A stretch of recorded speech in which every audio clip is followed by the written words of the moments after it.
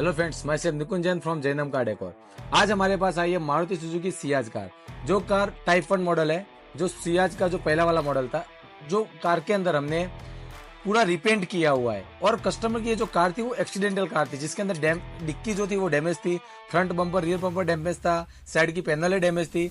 ये सारी जितनी भी पीस थे हमको उसको पूरा रिप्लेसमेंट करके नया जेन्युइन मारुति सुजुकी का डाल के इसके कार के अंदर हमने पूरा रिपेंट किया है। और उसके साथ ये मॉडल को हमने टाइप 1 से टाइप 2 में कन्वर्ट किया है। जो अभी का लेटेस्ट वाला जो सियाज है वो मॉडल का हमने लुक दे दिया है। उसके बाद इंटीरियर के अंदर हमने जो इसका इंटीरियर क्रीम कलर का आता है वो चेंज करके पूरा 10 कलर का इंटीरियर भी हमने चेंज किया हुआ है।